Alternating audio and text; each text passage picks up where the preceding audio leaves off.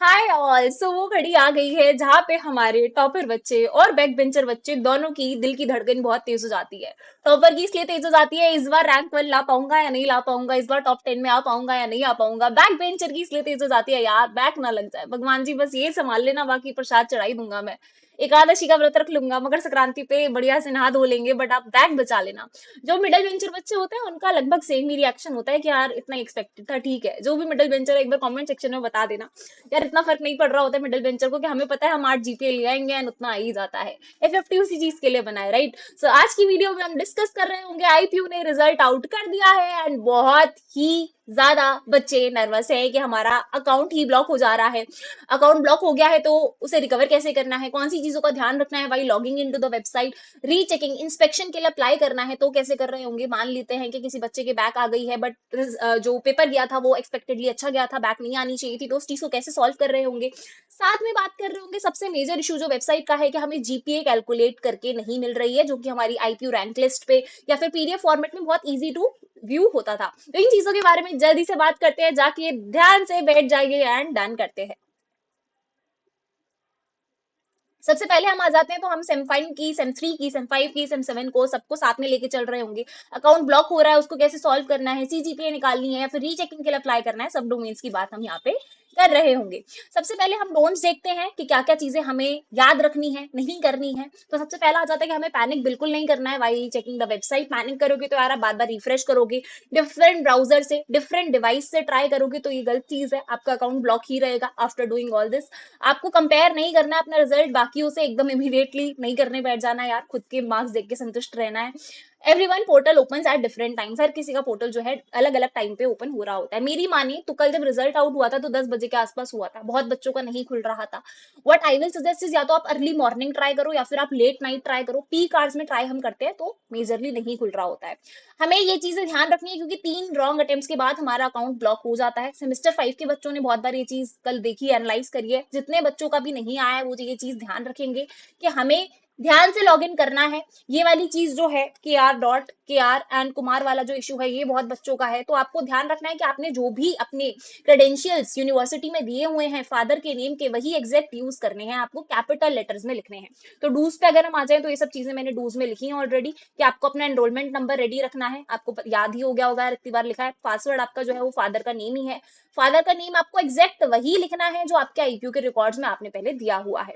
अगर स्पेस है father name के बीच में तो स्पेस लगानी है। अगर आपके फादर कोई मिडिल नेम यूज करते हैं, फॉर एग्जाम्पल कुमार बीच में लगाया है, सिंह बीच में लगाया है, तो आपको वो यूज करना है। ट्राई करिए नॉन पीक आवर्स पे आप ट्राई करें खोलने का, जैसे मैंने बोला अर्ली मॉर्निंग अगर आप ओपन करते हैं या फिर आप लेट नाइट ओपन करते हैं तो ओपन हो जाता है, राइट। एंड इसके बाद आ गया हमारा late night and early morning are written over here already. एक चीज और थी कि आप लोग कैप्स लॉक यूज करेंगे तो कैप्स लॉक ही यूज करना, तो नहीं, कैप्स लॉक में ही लिखना है, स्मॉल लॉक लिखोगे तो वो रीट्राई ही देगा आपको। कैसा रिजल्ट दिख रहा होगा, कुछ इस तरीके का रिजल्ट आपको दिख रहा होगा। यहाँ पे हमारा सेम 5 लिखा हुआ है, यहाँ पे हमारा पेपर कोड लिखा हुआ है, सब्जेक्ट का नाम लिखा हुआ है, इंटरनल में कितने मिले, एक्सटर्नल में कितने मिले हैं, टोटल कितने हुए, ये तीनों चीजें हमें टोटल होके मिली हुई है। तो हमारे काम की चीज ये वाली है कि हमें टोटल कितने मार्क्स मिले हैं। Rest all is not of thing. अगर हम ब्लॉक हो रहे हैं तो अब इसकी बात करते हैं। मैं आपको इसके थ्रू, ये जो आपका रिजल्ट मिला है इसके थ्रू सीजीपीए कैलकुलेट करना, एसजीपीए कैलकुलेट करना, दोनों में क्या डिफरेंस है थ्रू आउट द वीडियो बता रही होंगी, तो आप एंड तक जरूर से देखिएगा। अगर आप ब्लॉक हो जा रहे हैं तो बात करते हैं, तो यार 4 से 12 घंटे में वैसे तो नॉर्मल ब्लॉक हट ही जाता है, बट स्टिल रात को मैंने देखा क्योंकि नॉन पीक आवर्स थे तो 30-30 मिनट में, 15-15 मिनट में ही लोगों का ब्लॉक हट रहा था। तो ब्लॉक हो रहे हैं तो कोई दिक्कत नहीं करनी है, आपको सिंगल डिवाइस, सिंगल ब्राउजर ही यूज करना है, बार बार शिफ्ट नहीं करना है ब्राउजर को या डिवाइस को। क्रोम या एज को ही प्रेफर करना है over any other device. Double check कर लेना है फादर का नेम बिफोर टाइपिंग, कि आपकी स्पेलिंग एकदम ठीक हो, स्पेलिंग ठीक हो, और एक बार रिकॉर्ड्स में चेक करना कि एग्जैक्ट नाम ही लिख रहे हो। जैसे बहुत बार होता है यार, आप ही के साथ नहीं, सब लोगों के साथ होता है कि पापा कास्ट कभी कहीं और लगा लेते हैं, कभी कुछ और लगा लेते हैं, कभी मिडिल नेम लगाते हैं, कभी नहीं लगाते। तो आप ये चेक करना कि आपने यूनिवर्सिटी के रिकॉर्ड्स में क्या फीड करवाया है, आपको मेजरली आपके आई कार्ड पे दिख जाएगा, आपको मेजरली अपनी फीस रिसीप्ट पे दिख जाएगा, है ना, आपको अपने पास्ट रिजल्ट्स में दिख जाएगा अगर आप सेकंड थर्ड ईयर में हो कि आपने फादर का नेम क्या फीड करवाया हुआ है। एग्जैक्ट नेम डालेंगे तो बढ़िया रहेगा। अब आ जाते हैं हम क्रेडिट स्कोर पे। क्रेडिट स्कोर जो है अगेन ये सीजीपीए का रोल में बहुत काम आ रहा होगा, सीजीपीए जब आप निकालोगे, एसजीपीए जब आप निकालोगे तब काम में आ रहा होता है। तो हमें पता है कि लैब का जो क्रेडिट स्कोर होता है, चाहे वो कौन सा भी सेमेस्टर हो, वन ही रहता है। जो हमारे थ्योरी सब्जेक्ट्स होते हैं उनका चेंज होता है। तो यहाँ मैंने एग्जाम्पल के लिए सेम 5 का रिजल्ट लगाया है, तो यहाँ पे आप देख पा रहे हो किसी का 2 है, किसी का 3 है, किसी का 4 है, राइट। तो हम क्रेडिट स्कोर की बात भी कर रहे होंगे जब हम अभी एसजीपीए सीजीपीए नीचे निकाल रहे होंगे। अगर हमारे लो मार्क्स आए तो हमें क्या करना है, बहुत सारे बच्चों का डाउट था कि दी लो मार्क्स आ रहे हैं क्या करें। तो यार सबसे पहले हमारे पास पहली चीज होती है रीचेकिंग, दूसरी होती है इंस्पेक्शन, तीसरी होती है कि आप अपनी कॉपी ही ले लो आंसर शीट की। चार्जेस भी अलग अलग इसके होते हैं, मैं आपको डीप में बताती हूँ कि क्या कहता है। ये तो ऑफिशियल नोटिस है जो आईपीयू देता है, मैं आपको सीधी सरल भाषा में बता देती हूँ कि ये क्या कहना चाह रहे हैं। तो सबसे पहले यार रीचेकिंग की जो फीस है वो 1000 रुपए होती है। यहाँ पे आपको टोटलिंग एरर बताई जाती है और अनइवैल्यूएटेड आंसर को भी काउंट कर लिया जाता है। मार्क्स वर एडेड इनकरेक्टली और समथिंग वाज लेफ्ट अनचेक, तो इस केस में आपको आपकी कॉपी नहीं प्रोवाइड करवाई जाती है, ना तो आपको कॉपी मिलती है, ना तो आपको सेंटर बुलाया जाता है आईपीयू के। ठीक है, आपको बस वहीं से वो लोग खुद ही चेक कर लेंगे कि यार एक बार टोटलिंग चेक कर लेते हैं और एक बार अनइवैल्यूएटेड आंसर देख लेते हैं।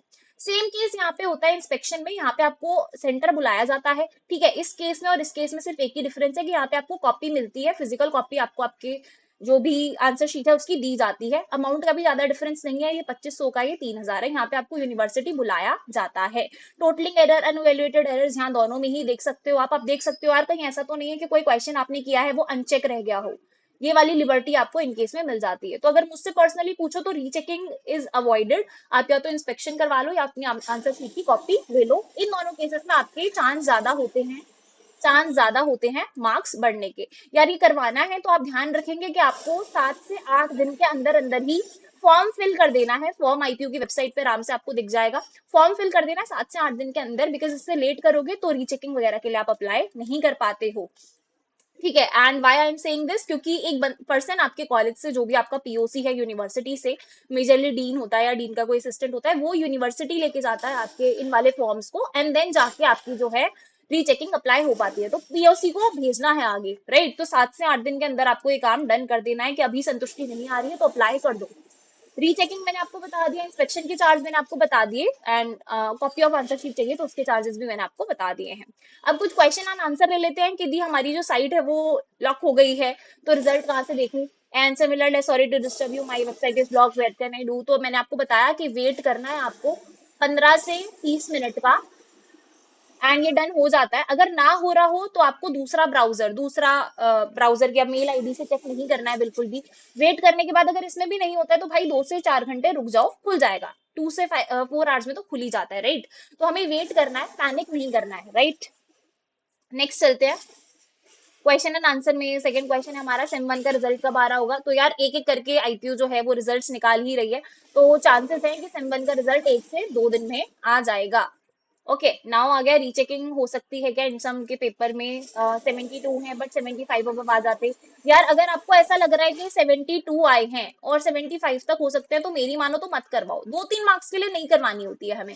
अगर हमें लग रहा है कि हाँ यार 10 से 15 मार्क्स का डिफरेंस आ रहा है, मेरा पेपर बहुत अच्छा गया था और मार्क्स बहुत कम है, तो उस केस में रीचेकिंग करवा सकते हो। और रीचेकिंग तो मत ही करवाओ यार, मैंने बताया कि वो सिर्फ एक बार टोटल करते हैं, अपने पास ही करेंगे तो तुम्हें कुछ देखने को नहीं मिल रहा होगा। तो एक सेल्फ बिलीफ जो होता है ना, सेटिस्फेक्शन होता है, वो नहीं आ रहा होता है इन केसेस में।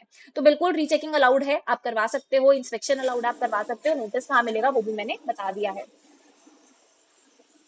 कुछ और हमारे पास क्वेश्चन है कि आईपीयू रैंक लिस्ट पे रिजल्ट नहीं आएगा क्या। तो यार मे बी ना आ रहा हो, अभी तो हमारा जो है एग्जाम वेब पे ही रिजल्ट शो हो रहा है, क्योंकि आईपीयू जब तक पीडीएफ नहीं निकालेगा तब तक वो रैंक लिस्ट पे नहीं जाएगा। रैंक लिस्ट बेसिकली क्या करता था, इसी पीडीएफ की पार्सिंग करता था एंड हमारे रिजल्ट डिस्प्ले कर देता था। हेलो दीदी, इधर भेज दो लिस्ट, मैं इंस्टा नहीं चलाता सीजीपे निकालने की। तो ठीक है, मैं सीजीपे निकालना आगे की वीडियो में ही सिखा रही होंगी कि कैसे चलेगा। ये तो बट शायद चेंज हुए थे, कुछ क्रेडिट सुनने में आया है इसलिए asking. Tushika, is true that each theory subject है 3 क्रेडिट? नहीं यार, हर एक थ्योरी सब्जेक्ट के 3 नहीं होते हैं। कुछ के 2 भी हैं, कुछ के 3 भी हैं, कुछ के 4 भी हैं। If you are in sem 5, sem 1 के जो बच्चे हैं 29 बैच जो है, उनके हर एक सब्जेक्ट के 3 क्रेडिट ही हो गए हैं due to the IPU new amendment.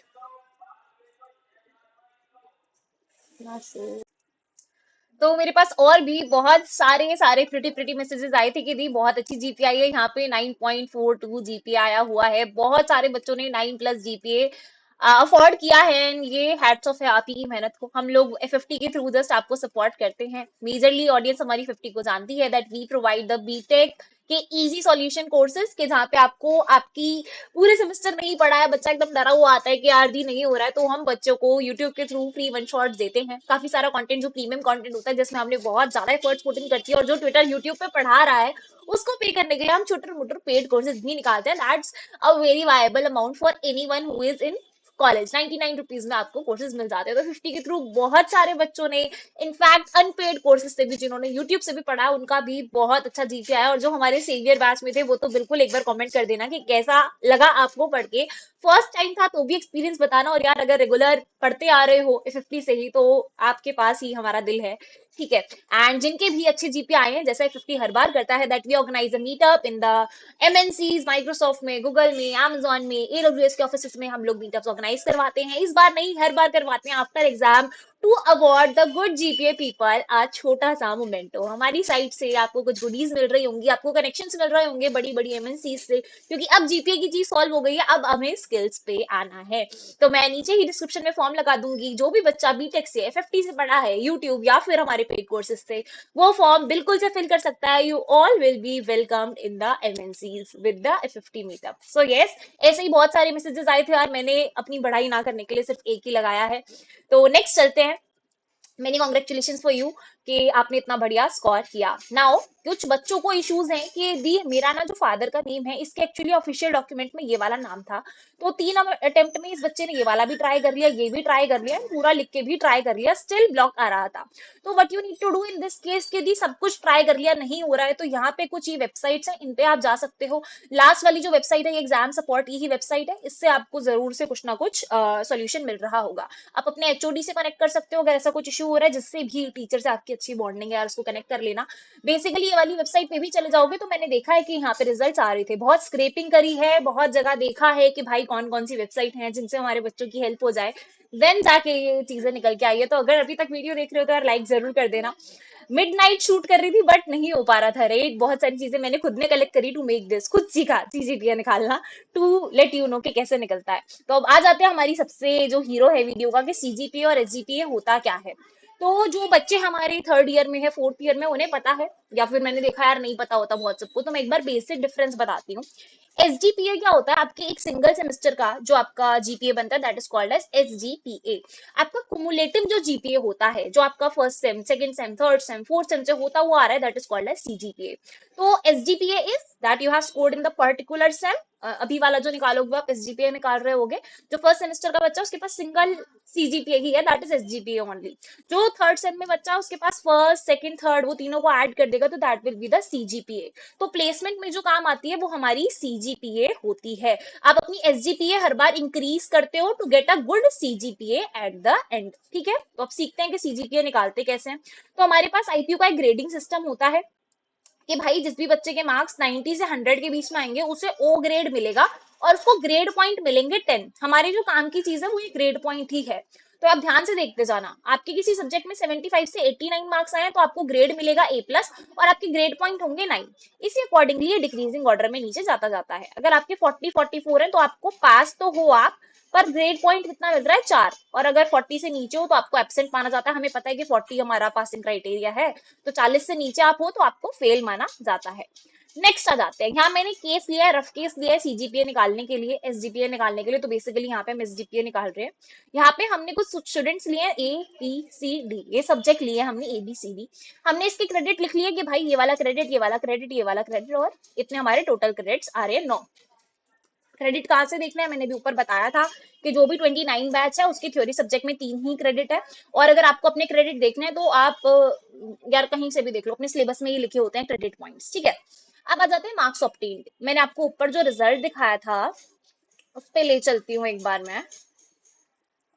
Yes, here it is. तो हमने देखा था इंटरनल मार्क्स, एक्सटर्नल मार्क्स। मैंने आपको बताया था total marks is what you need to take care of, ये हमारे काम की चीज है। तो हमने यहाँ से टोटल मार्क्स अपने उतार लेने हैं नीचे। तो यहाँ पे हमने अपने टोटल मार्क्स लिख लिए हैं। ठीक है, ये रहे हमारे टोटल मार्क्स।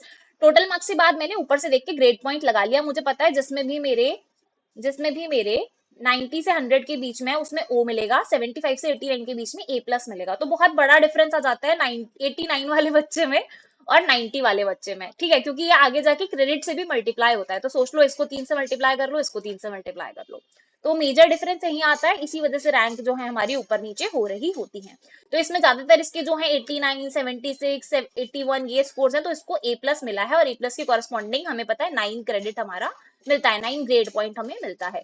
एक में इसके 49 है, तो हमें पता है 49 में अगर हम देखें तो ये इस वाले क्राइटेरिया में आ रहा है, सी इसको जो है ग्रेड मिलेगा और 5 ग्रेड पॉइंट मिल रहे होंगे। तो हमने यहाँ पे 5 लगा लिया। कमिंग अपॉन, यहाँ पे हम अपना जो है सीपी निकालते हैं, क्रेडिट इंटू जीपी करते हैं हम यहाँ पे। तो हमारा ये है क्रेडिट, ये है हमारा credit and this is our grade point. Okay, तो इन दोनों का मल्टीप्लाई हम कर रहे होंगे, 3 को मल्टीप्लाई करके लिख रहे होंगे 9 से, तो 27 आ गया। 2 को मल्टीप्लाई करके लिख रहे होंगे 9 से, तो यहाँ पे 18 आ गया। सिमिलरली आपने सबको सम करके एक अपना टोटल सीपी निकाल लिया, दैट इज 70। अब आपको एसजीपीए निकालने के लिए क्या करना है, टोटल क्रेडिट पॉइंट जो कि आपके 70 आए हैं डिवाइड करना है टोटल क्रेडिट से जो कि आपके पास 9 है। तो ये जो 7.77 निकल के आई है, दिस इज योर एसजीपीए, ठीक है ना। इतना हमको समझ में आया, कोई डाउट तो नहीं है यार, आई होप समझ में आ गई होंगी चीजें। तो सीजीपीए का सिंपल फॉर्मूला है कि ग्रेड पॉइंट को हम मल्टीप्लाई कर देते हैं क्रेडिट से और नीचे हम लिख देते हैं टोटल क्रेडिट्स। ये क्या निकल के आ गई हमारी एक मिनट, ये हमारी निकल के आ गई है, ऊपर हम सीजीपीए एसजीपीए निकाल के आ गए थे, this one is SGPA and CGPA ऐसे निकल रही होती है। यहाँ पे हम अपना सम लगा देते हैं, सम मतलब भाई सम 1 का 2 का 3 का ऐड करते हुए चलेंगे तो सीजीपीए निकल जाएगा। लास्टली देख लेते हैं कि सेमेस्टर 1 ये देख रहे हो ना, तो ये जो एसजीपी है ये इस पर्टिकुलर सेमेस्टर की है, ये इस पर्टिकुलर सेमेस्टर की है, ये इस पर्टिकुलर सेमेस्टर की है। तो भाई जी ने क्या करा है कि 4th सेमेस्टर में अभी तक का हाईएस्ट स्कोर किया है, तो हाईएस्ट स्कोर होने की वजह से इनकी सीजीपीए बढ़ गई अल्टीमेटली। देख रहे हो आप, एसजीपीए सीजीपीए फर्स्ट सेम की सेम ही रहती है। देन इन दोनों का एवरेज निकल गया, तो ये 7.7 हो गई। यहाँ पे 8.2 आया है, तो थोड़ी सी और बढ़ गई। तो आप पर्टिकुलर सेमेस्टर में बढ़िया एसजीपीए लाते हो तो आपकी एट द एंड जो जीपीए है वो बढ़ जाती है। क्या हमें चीजें समझ में आ गई? आई होप यार मैंने अपनी तरफ से बेस्ट आपको एक्सप्लेनेशन दिया है, सारी की सारी चीजें बता दी हैं, डूज एंड डोंट्स क्या करने हैं वाइल लॉगिंग इन, अगर ब्लॉक हो जाते हो तो क्या करना है, अगर रीचेकिंग इंस्पेक्शन के लिए अप्लाई करना है या कॉपी चाहिए तो क्या करना है, अपनी सीजीपीए एसजीपीए कैसे निकालनी है, तो भी मैंने आपको सारा का सारा प्रोसेस बता दिया है। अगर वीडियो पे अभी तक टिके हुए थे तो यार एक बढ़िया सा लाइक कर दो और एक कमेंट कर दो कि I watch till the end, एक मोटिवेशन मिलेगा, एक अच्छी चीज मिलेगी आप लोगों के लिए कि हाँ यार बच्चों ने देखा है। Also I am preparing a full fledged course on data analytics, और साथ में मैं सोच रही हूँ एमएल का भी कुछ डालना चालू कर देते हैं, मशीन लर्निंग का भी डालना चालू कर देते हैं।